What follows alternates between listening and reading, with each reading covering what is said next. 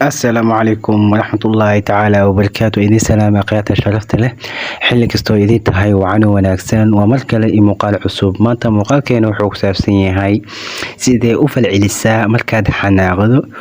ogaal u yeelo 4 sirood oo muhiim ah oo xanaaqa ku saabsan. sida aad u falceliso kolka aad xanaaqdo ay cilmi baarayaashu sheegeen in ay caddaynayso habdhaqankaaga iyo dabeecadahaada gaarka ku ah. xanaaqu waa shucuur aan muujino maalinba maalinta ka dambeysa. xaaladaha qaar waxaa la sheegaa in xanaaqa la maareyn karo hadiiba ay qofka ka go-an tahay. raadadka saameynta leh ee xanaaqu nooga tago ayaa ah dareen qanacsanaan la-aan ah, isfaham la-aan, geef iyo sidoo kale niyadjab laga qoomeymeeyo. haddaba aynu u gudagalno falcelinada ay dadka ka muujiyaan kolka ay caroodaan iyo xogaha aqoonmaysan ee laga qoray kuwaasi oo fasiraad guud ka bixinayo dabiciga qofka. qodobka koowaad, qaylada. dadka qaarkood haddii ay si qalafsan u hadlaan oo ay qayliyaan marka ay xanaaqaan waxay ka dhigan tahay oo ay aaminsan yihiin in aan la fahmin, iyagoo oo u mooda in qofka kale si kas ah isu moogeysiinayo waxa gubaya ee ka careysiiyey. mararka qaar dadka sidaan u dhaqma waxay qofka kale ku qasbaan inuu ogaado waxa maskaxdooda ka guuxayo ee uurkoodu rabo, waana mid ka mid ah sababaha keena in caradooda iyo qayladooda inay isbedesho. waa mid ka mid ah sababaha keeno oo inay si joogto ah ay noqoto. haddii ay ku qaldan yihiin arinta ay ku xanaaqeen oo laga gari leeyahay, xitaa waxa ay u haystaan in hadalka ka awood badan yahay aamusnaanta, ayna ku guuleysanayaan doodaha markaasi taagan. laakiin xaaladaha qaar waxay arintani yeelataa natiijo aan fiicneyn oo ah in aan la dhegeysan qofka qaylinayo. haddii qaylada ay badato, ugu dambeyn hadalkaada wax kasoo qaad ma noqon doono.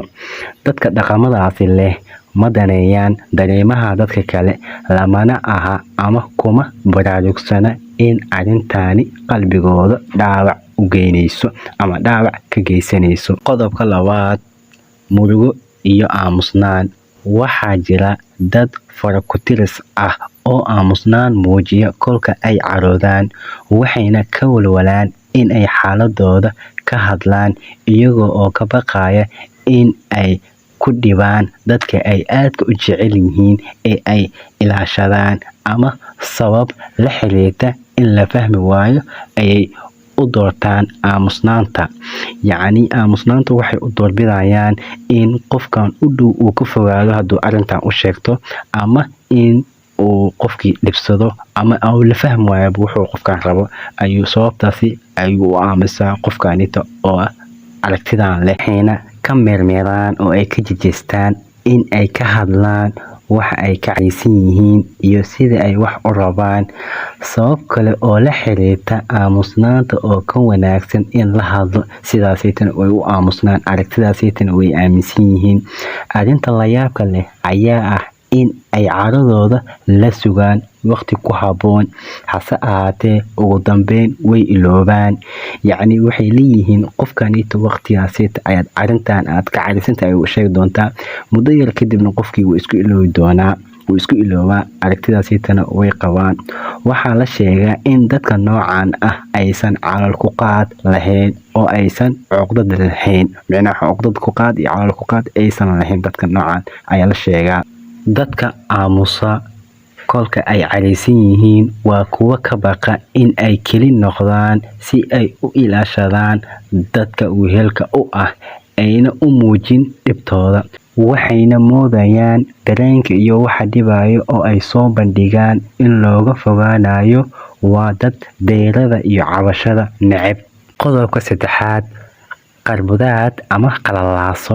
dadka qaarkood kolka ay caroodaan waxa ay ku kacaan falal qarbudaad ah, inay wax jijibiyaan oo kale. mararka qaar waxay jebiyaan agabyo ama qalabyo muhiim ah oo qiimo badan. Xitaa waxaa dhacda in ay sheegii u dhow ku tuuraan qofka ay u caroodaan. Carada noocan ah waxaa muujiya dadka aaminsan in ay ka awood badan yihiin qofka ay u xanaaqaan, iyagoo isbida qabweyni joogto ah. Waxay ku doodaan in loola dhaqmo sida dadka laga heebeysto oo kale, yacni sharafta leh oo kale. Si kasta ha ahaatee, haddii aysan si quman u maareyn shucuurtooda, yacni si quman oo hagaagsan haddiisan shucuurtooda u maareyn, noloshooda waxay ku dambeysaa qoomamo iyo ciil. Qodobka 4, oohin.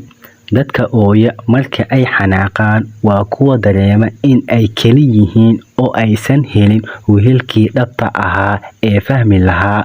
Waxay dareenkooda muujiyaan iyagoo ilmeynaya, xitaa iyagoo awooda in ay ka cadgoostaan qofkaas oo markaas ay u carisan yihiin.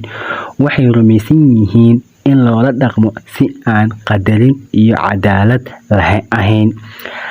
Dad baa aaminsan oohinta xaaladaha qaar in ay taageero tahay, laakiin aqoon-baarayaasha arrintan u kuura galay waxay sheegeen in tani tahay dhabaha ugu wanaagsan ee xiriirada lagu badbaadiyo, halkii la qaylin lahaa ama qalalaasyo la abuuri lahaa. Ku mahadsantihiin daawashada muuqaalka. Fadlan hadda channelka cusub tahay subscribe noo saar, muuqaalka like noo saar. Waxaan u baahanahay video xew. Assalaamu calaykum.